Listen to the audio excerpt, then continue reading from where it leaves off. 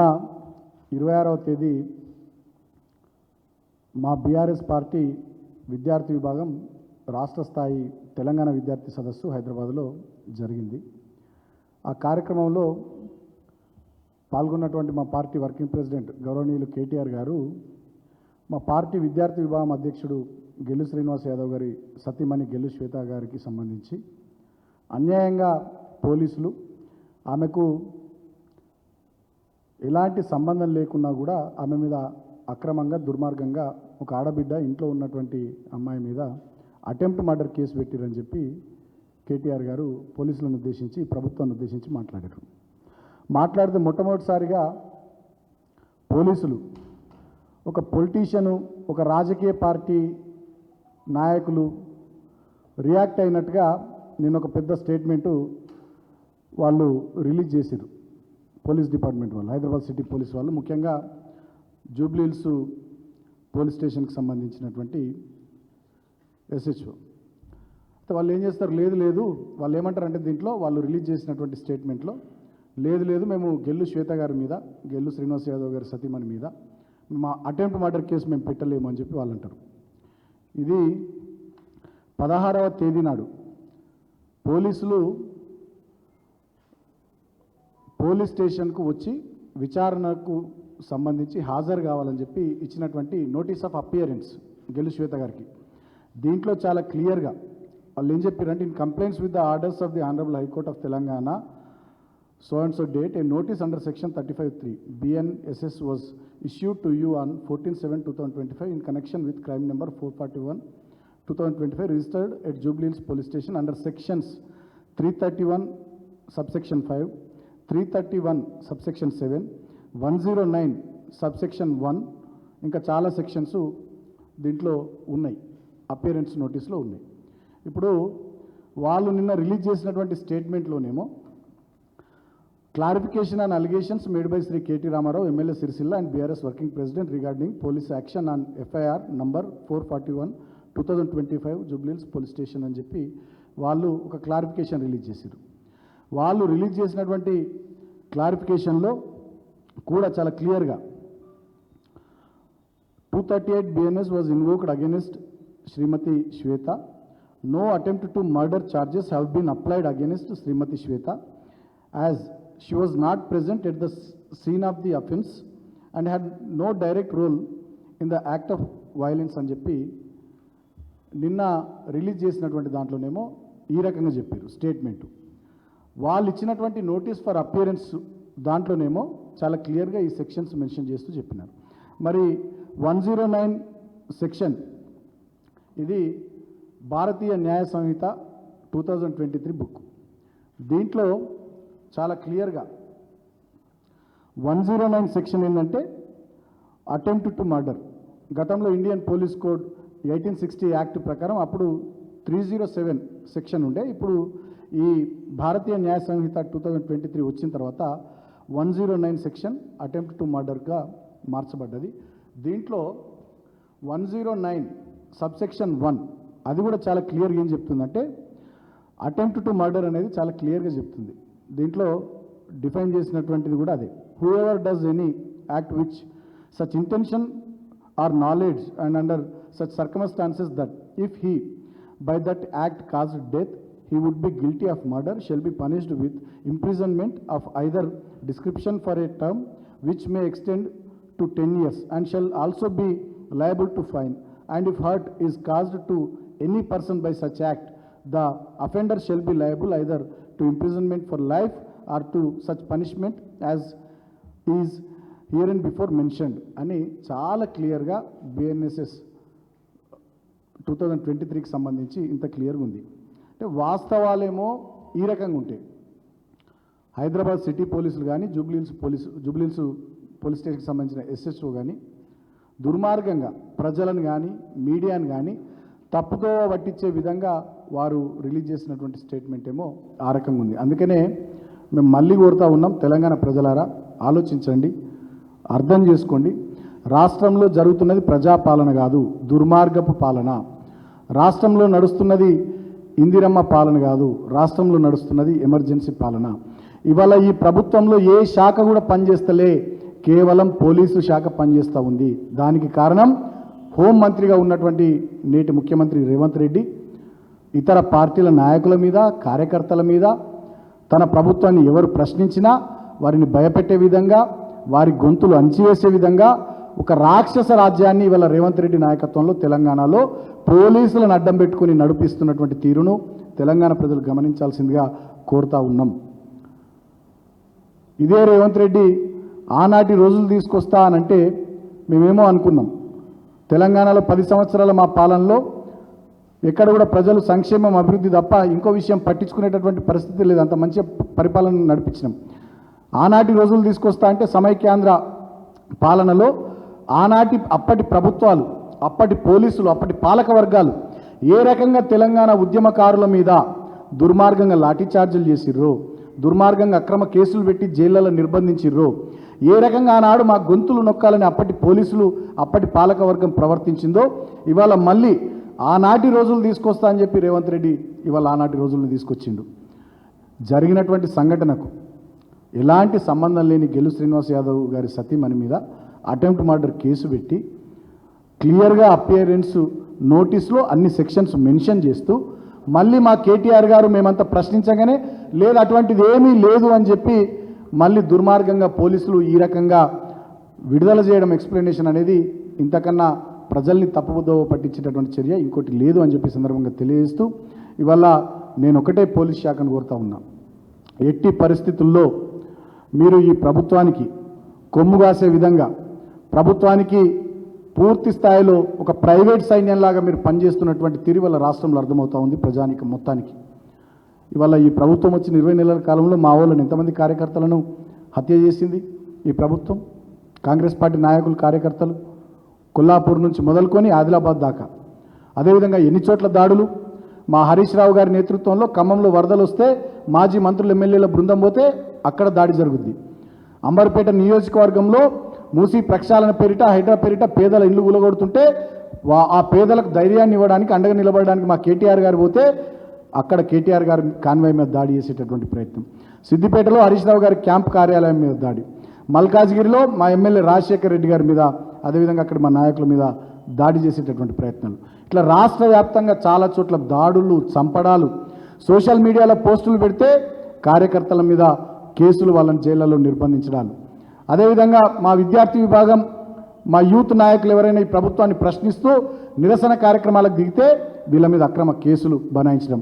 ఇంకా దుర్మార్గంగా ప్రభుత్వం చేస్తున్నటువంటి అరాచకాలను ప్రశ్నిస్తూ నిరసనగా ఒక దిష్టి బొమ్మ దగ్ధం చేస్తుంటే తెలంగాణ భవన్ ముందు మా వాళ్ళ మీద అక్రమ కేసు. ఇదే తెలంగాణ భవన్ మా party office, BRS party head quarters. దీని లోపలికి కూడా పోలీసులు వచ్చి దుర్మార్గంగా దేశంలో ఎక్కడ లేని విధంగా బ్రిటిష్ వాళ్ళ కాలంలో చూసేది. స్వాతంత్రోద్యమం నడిచే రోజుల్లో ఆనాడు స్వాతంత్ర ఉద్యమకారులు ఏ రాజకీయ పార్టీ కార్యాలయంలో తలదాచుకున్నా ఆ రాజకీయ పార్టీ కార్యాలయాల మీద, ఏ పత్రికా కార్యాలయాల్లో తలదాచుకున్నా ఆ పత్రికా కార్యాలయాల మీద బ్రిటిష్ సైనికులు ఎట్లా దాడి చేసేదో మొన్న తెలంగాణ భవన్ మీద కూడా ఆ రకంగా పోలీసులు లోపలికి వచ్చి దాడి చేసేటటువంటి ప్రయత్నం. అంతేకాకుండా ఇట్లా చెప్పుకుంటూ పోతే చాలా ఉదాహరణలు, కోకొల్లలు. ఈ 20 నెలల కాలంలో పోలీసుల దాష్టికాలు, దుర్మార్గాలు, అక్రమాలు ఈ ప్రభుత్వానికి వంతపాడుతూ, ఈ ప్రభుత్వానికి ఒక రకంగా ప్రైవేట్ సైన్యంలాగా పనిచేస్తూ ఇవాళ ప్రతిపక్ష పార్టీల నాయకుల, కార్యకర్తల గొంతు నొక్కేటటువంటి దుర్మార్గ ప్రయత్నం చేస్తూ ఉన్నారు. దానికి ఇంతకన్నా నిదర్శనం ఇంకోటి లేదు. ఆనాడు మీరు మాట్లాడారు, గతంలో మా ప్రభుత్వం ఉన్నటువంటి సందర్భంలో ఇట్లా కేసులు పెడతారా, అట్లా కేసులు పెడతారా, ఇదా అదా అని చెప్పి మాట్లాడారు. మేము ఇట్లా చేయలే. ఆనాడు ట్రాన్స్పరెంట్గా పోలీసు వ్యవస్థ పారదర్శకంగా పనిచేసేటటువంటి పరిస్థితులు ఆనాడు ఉండే. ఎక్కడ కూడా ప్రభుత్వపరమైనటువంటి జోక్యాలు మేము చేసుకోలే.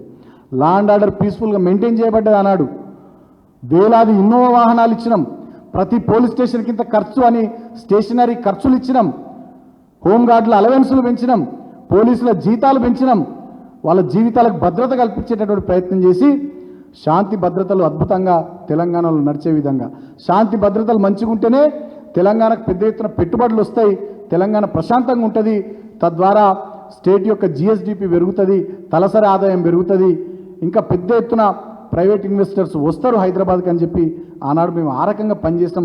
తెలంగాణ భవన్ పక్కన ఉన్నటువంటి కమాండ్ కంట్రోల్ సెంటర్ కూడా లండన్లో, సింగపూర్లో, అమెరికాలో ఉన్నట్టుగా ఇక్కడ కట్టి మొత్తం ఒక అధునాతనమైనటువంటి వ్యవస్థను తీసుకొచ్చి చీమ చిటుక్కుమన్న తెలంగాణలో పోలీసులకు తెలిసేటట్టుగా ఆ రకమైనటువంటి పరిపాలన మేము చేసినాం.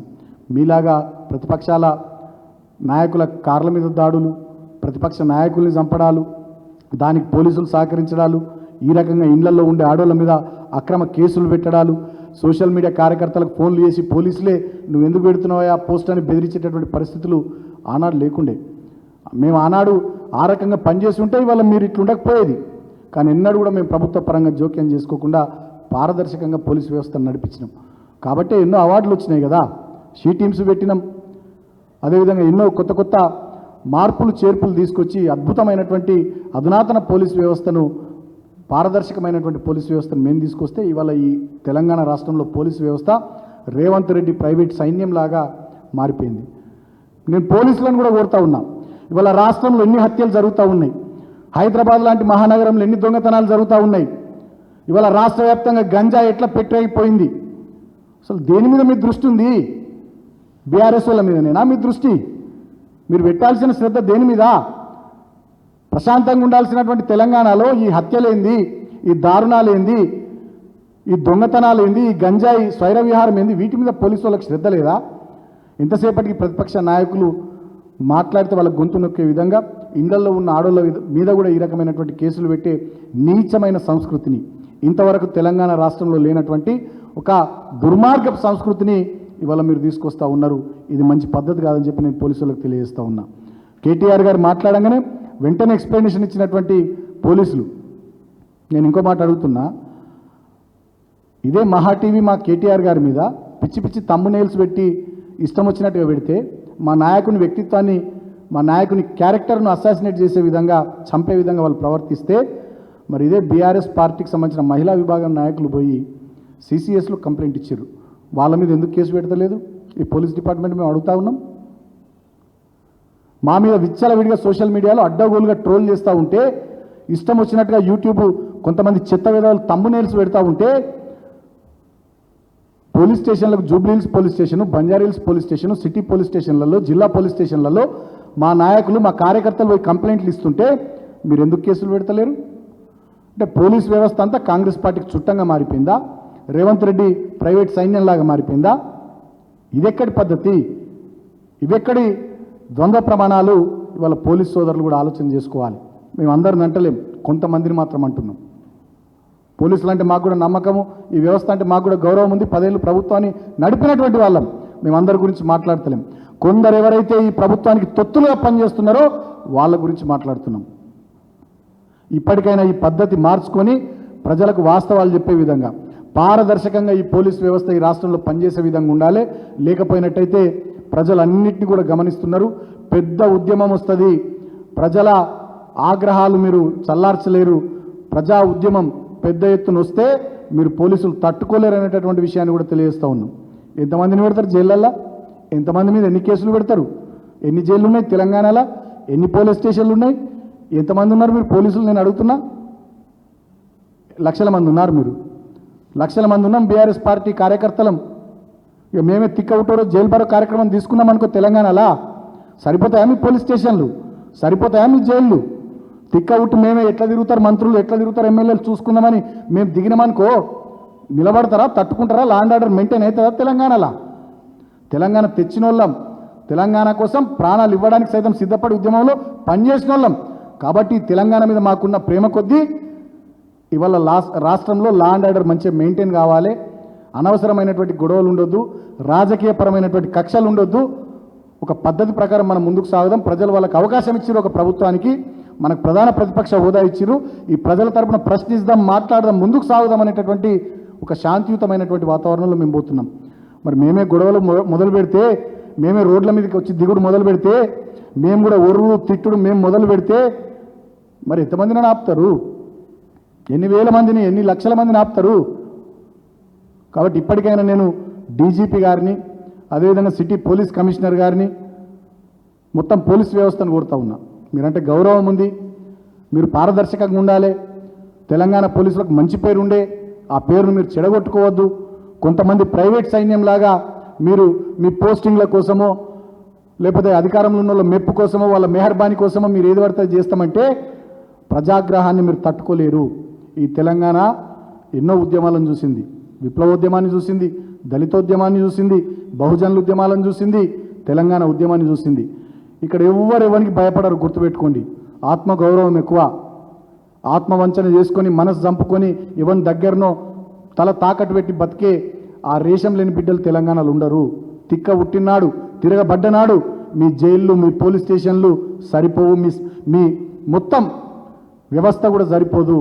ఇటువంటి పద్ధతులు బంద్ చేయండి. అంత దూరం పోయేదాకా పరిస్థితులను తీసుకురావద్దు.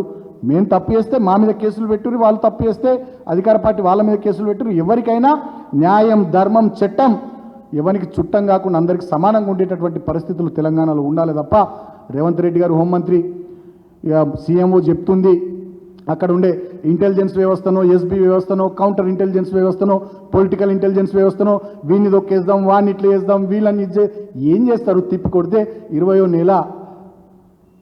నెల ఇంకో 4 నెలలు అయితే 2 ఏళ్ళు అయిపోతుంది. ఇంకో సంవత్సరం 2 ఏళ్ళు అయిపోతే రాష్ట్రంలో రాజకీయ వాతావరణమే మారిపోతుంది.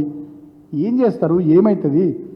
కాబట్టి ఇటువంటి బంద్ చేసి పారదర్శకంగా ఉండాలని నేను ఈ సందర్భంగా కోరుతూ, పోలీసులు పద్ధతి ముఖ్యంగా కొంతమంది, నేను మళ్ళీ చెప్తా ఉన్నా, అందరిని అంటలేను, కొంతమంది జూబ్లీహిల్స్ ఎస్హెచ్ఓ లాగా కొంతమంది ఎవరైతే మరిగా రేవంత్ రెడ్డి ప్రైవేట్ సైన్యం లాగా పనిచేస్తున్నారో మీ పద్ధతి మార్చుకోండి అని చెప్పి. ఎందుకంటే ఇది చాలా బాధాకరమైన సంఘటన. గిల్లు శ్రీనివాస్ యాదవ్ గారి సతీమణికి అసలు సంబంధమే లేదు, ఆమె ఇంట్లో ఉన్నది. ఆమె మీద అటెంప్ట్ మర్డర్ కేసు పెట్టుడు ఇది ఎక్కడి పద్ధతి? సభ్య సమాజం కానీ ప్రజాస్వామిక వాదులు కానీ ఎవ్వరు కూడా దీన్ని క్షమించరు. ఇటువంటి పనులు ఎవరి మెప్పు కోసమో, ఎవరి మెహర్బానీ కోసమో ఇటువంటి పనులు చేసేది బంద్ చేయండి. మీరు చేసేసే ఇటువంటి పనుల వల్ల పోలీసు వ్యవస్థ ప్రతిష్ట దెబ్బతింటుంది. ఒకసారి ప్రతిష్ట దెబ్బతిన్న తర్వాత తిరిగి అది రివైవ్ కావాలంటే సంవత్సరాలు పడుతుంది. మళ్ళీ ఆ కాన్ఫిడెన్సు, ఆ నమ్మకం, మీ మీద ఆ గౌరవం రావాలంటే సంవత్సరాలు పడుతుంది. కాబట్టి అంత దూరం తెచ్చుకోవద్దని చెప్పి నేను హితవు పలుకుతా ఉన్నా. Thank you.